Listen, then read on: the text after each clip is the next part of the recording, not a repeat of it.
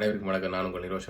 Swiss வாழ் மக்கள் Switzerland நாட்டில் வருகிற ஜனவரி 1ஆம் தேதியிலிருந்து 10,000 சுவிஸ் பிராங்க் தண்டப்பணம் விதிக்கக்கூடிய வகையில் ஒரு சட்டம் நடைமுறைக்கு வருது. உங்களுக்கு தெரியும், போக்குவரத்து துறையில் சுவிட்சர்லாந்து மிகவும் கட்டுப்பாடான இறுக்கமான நாடு. அங்கே நீங்கள் சின்ன குற்றம் புரிஞ்சாலும் தண்டப்பணங்கள் அதிகமாக இருக்கும். ஸோ அந்த வகையில் வருகிற ஜனவரி 1ஆம் தேதியிலிருந்து உங்களுடைய வாகனத்தில் நீங்கள் ஒளிய அதாவது என்ன சொல்கிறோம், கோனடிங்க அந்த சத்தம் அதிகமாக நீங்கள் பாவிச்சிங்க அல்லது பிரயோகிச்சிங்கன்னு சொல்லி ஒரு குற்றம் அங்கே உறுதிப்படுத்தப்படுதுன்னு சொன்னால் நீங்கள் சுவிஸ் காசில் 10,000 ரூபா தண்டப்பணம் கட்டணும்னு சொல்லி ஜனவரி 1ஆம் தேதியிலிருந்து சட்டம் நடைமுறைக்கு வருது.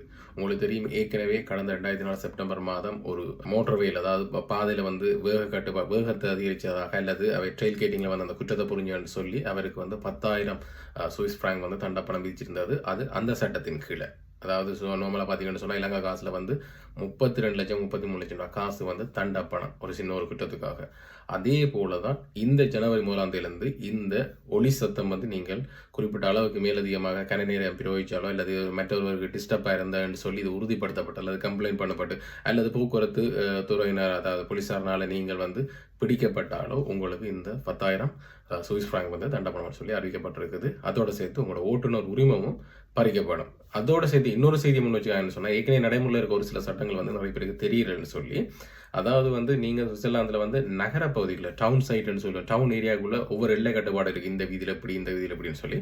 ஸோ அந்த இடத்துல 30 கிலோமீட்டர் வேகத்துக்கு மேலதிகமாக நீங்கள் வாகனம் செலுத்தினால் கூட உங்களுக்கு 10,000 சுவிஸ் பிராங்க் தண்டப்பணம்னு சொல்லி அறிவிச்சிருக்குது. இந்த செய்தி நிறைய பேர் பார்த்துக்க மாட்டாங்க, எல்லாருமே சோஷியல் மீடியாவில் இருக்கிறது. ஸோ சோஷியல் மீடியாவில் என்ன போன்று நிறைய பேர்கள் இந்த செய்தி உங்களோட பயந்துருப்பாங்க.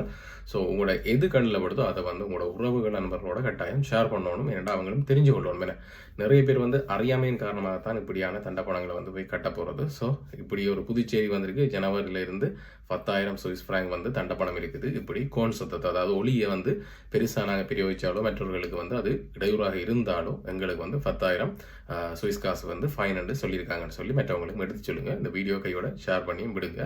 அதோட என்னுடைய சேனலை இதுவரைக்கும் நீங்கள் சப்ஸ்கிரைப் பண்ணலன்னு சொன்னால் சப்ஸ்கிரைப் பண்ணி பெல் பட்டனை கிளிக் பண்ணுங்கள். அப்போ தான் உங்களுக்கு ஃபியூச்சரில் இதே மாதிரி போடுற பிரியோசனமான வீடியோக்களை பார்க்கக்கூடிய இருக்கும் உடனுக்குடன்.